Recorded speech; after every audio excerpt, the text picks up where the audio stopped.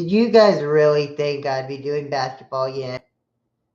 Nah, there's your, okay, so yeah, I am doing basketball.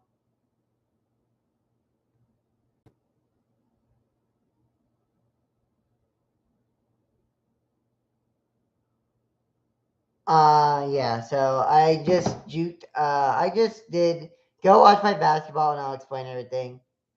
Whoa, I just got a whole bunch of people in here. Hi, guys, welcome in. How's everyone doing? Let me get live chat going. How are we all doing? Wow, that was quick. Welcome to my channel. Oh, okay. I need to turn on my fan, bro. Turn on my fan.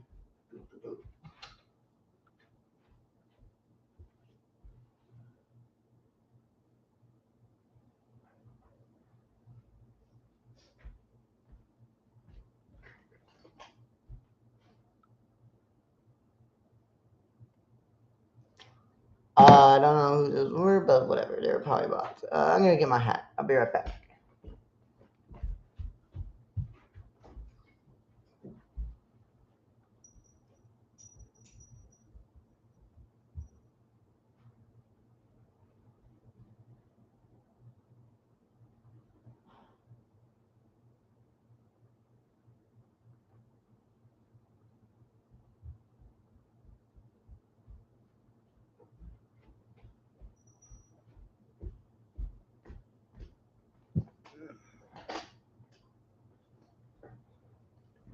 Yes, now that I got my hat.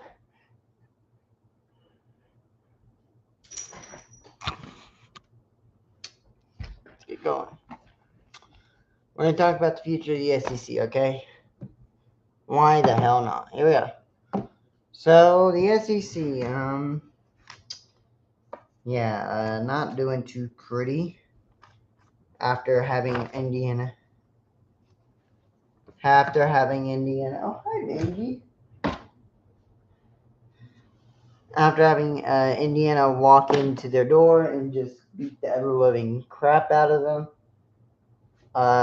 It is not looking good for the SEC. As of now, they are no longer the top dog in the conference. Yeah.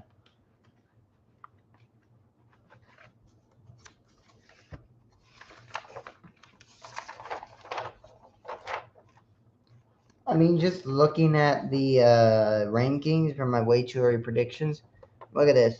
Indiana, Ohio State, Notre Dame, Oregon, Penn State, BYU, Texas Tech. A lot of these teams are no longer SEC teams. And I think that's the spreading out of the conference. No. I think that's just the conference being spread out on an even playing field now, due to the NIL. We're starting to see the full effects of the NIL era take place and take shape. And we shall see how it goes and fares the rest of the year. Honestly, I think this year is going to be a lot different than what most people think. I think we're going to be seeing a lot more impactful teams that used to be like top dogs as a sport start rising up again. Florida, LSU, maybe Kentucky, Tennessee, and I think we're going to start seeing a shift in the balance of the FBS world. However, with that being said, the newcomers have definitely shaken up the SEC for the better. I think with Oklahoma's arrival and Texas's arrival, the SEC has sort of balanced itself out because now you have a premier program, you have another premier program going in with some of these other big premier programs, and you get marquee matchups like Alabama and Oklahoma, Georgia and Oklahoma soon. You'll get all these cool matchups in the SEC that you would have wanted to see in the Big 12 clash with the SEC when they were the Big 12 with Nebraska, Oklahoma State, Oklahoma and Texas, Texas Tech, Texas A&M. That old conference, you know. It's funny that conference realignment that Texas A&M jumped ship away from Texas, and then now Texas is back in Texas A&M. They're back in the same way. Oklahoma jumped Oklahoma State, and Oklahoma State was like fuck you, and then just stayed where they were. The SEC, though, will be making a run, I think, in 2026. I mean, 2020. Yeah, in 2027. The extent of that run, I don't know, because it's gonna be it is going to be up to what we see from these big programs like Alabama and Georgia, especially Oklahoma, Texas, Georgia, Alabama. But there are some question marks in the SEC, like where's Vanderbilt going to be? What is Vanderbilt going to be like now that they don't have Diego Pavia? What does Clark Lee have in his arsenal? What does South Carolina do? How are they going to win? They were so close 2 years ago, and now they're not. Like, what is going to happen? How are they going to bounce back? It'll be an interesting to see how that plays out. But obviously, you have John Mantier coming back. Then Gunnar Stockton's coming back. Ty Simpson is coming back, I think, for another season.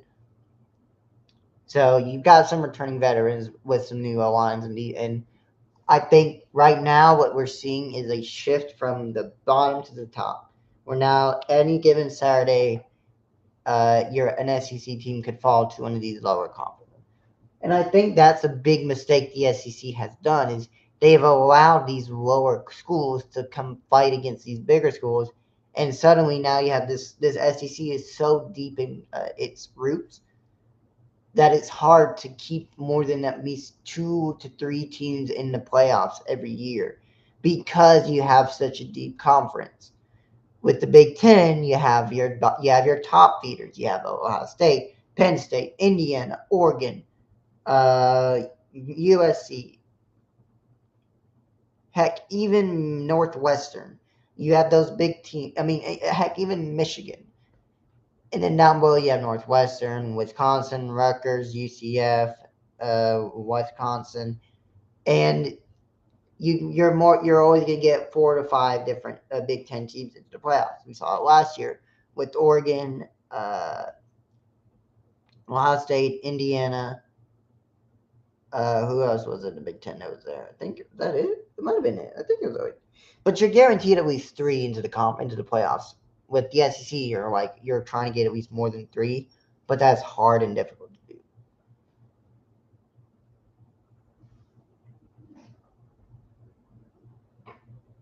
Benji's serious.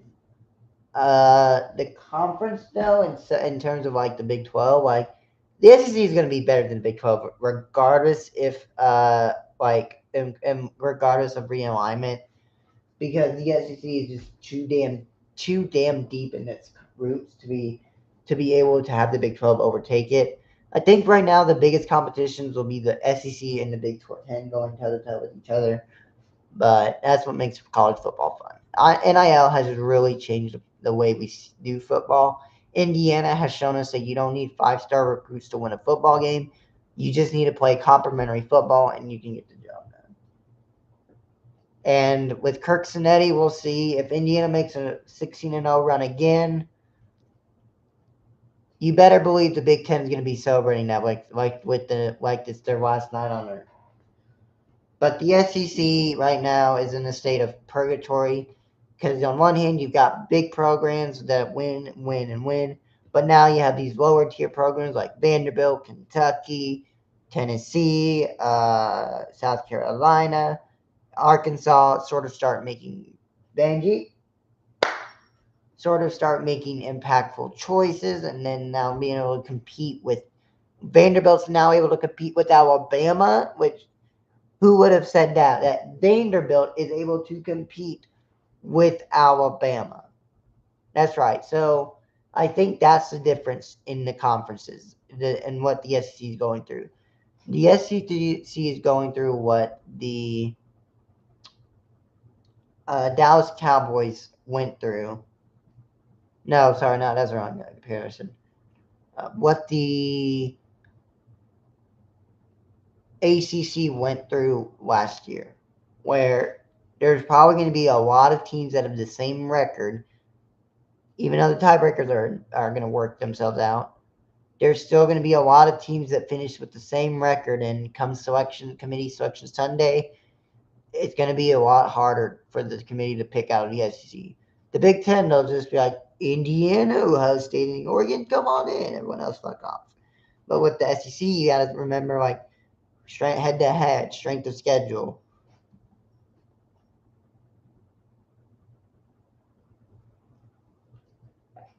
Yeah, hydrate.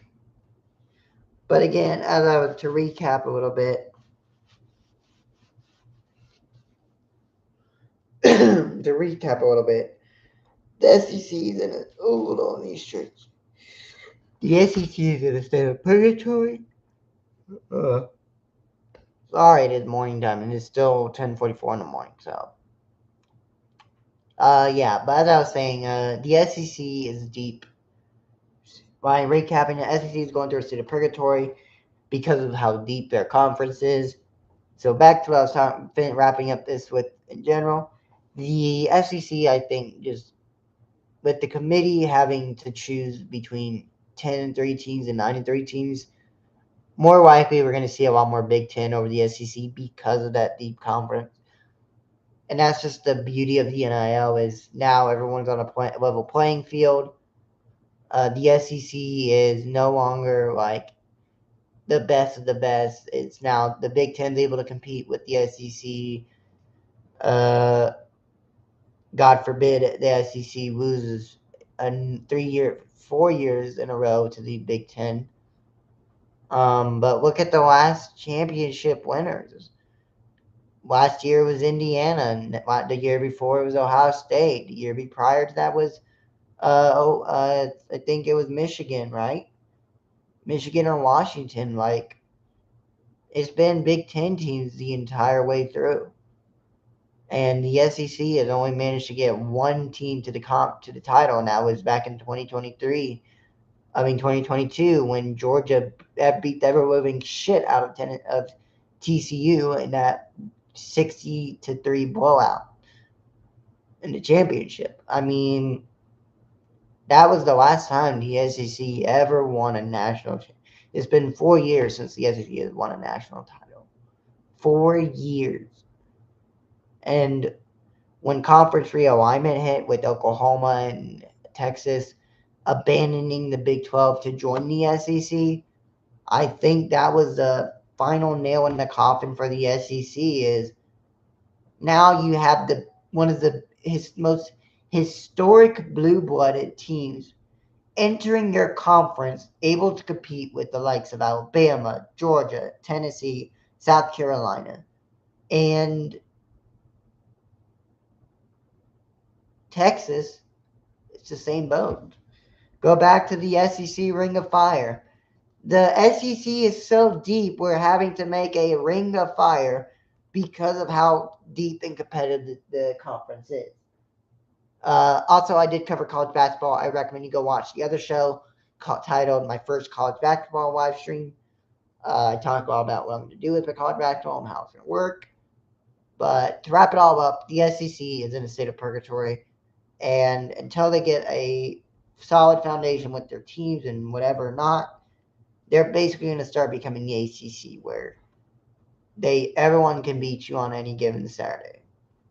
So yeah, that's where we're at right now. Before I go, I want to take this moment to thank you all so much for in tuning in for the this off season part mode. We're gonna have a lot more off season content to come. We're gonna talk about it, and with college basketball now in full swing, we're gonna talk about all that. March Madness. We'll see if college basketball does well. I'll start adding it a part of the main channel.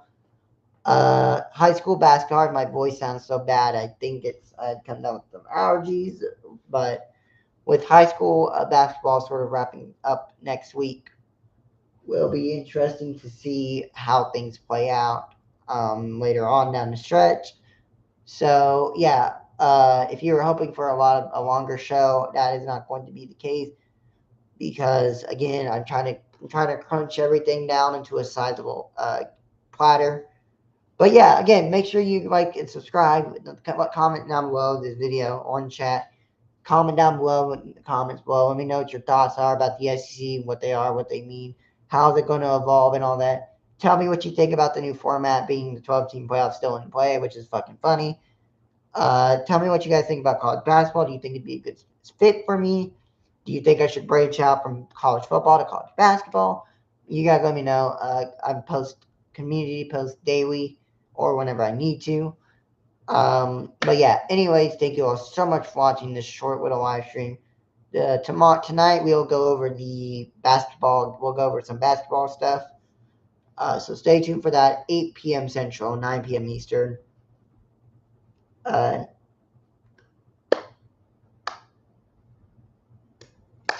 so yeah, that is gonna be that. As always, make sure you subscribe to the channel. It's free. No sponsors, no ads, no nothing.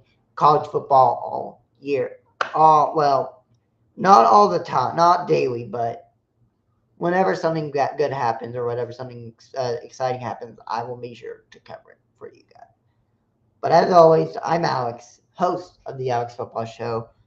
Uh, Scripted will be done today. I will record it today, and I'll have Shell edit it, and then I'll have it uploaded by tomorrow. Hopefully, if it doesn't get delayed.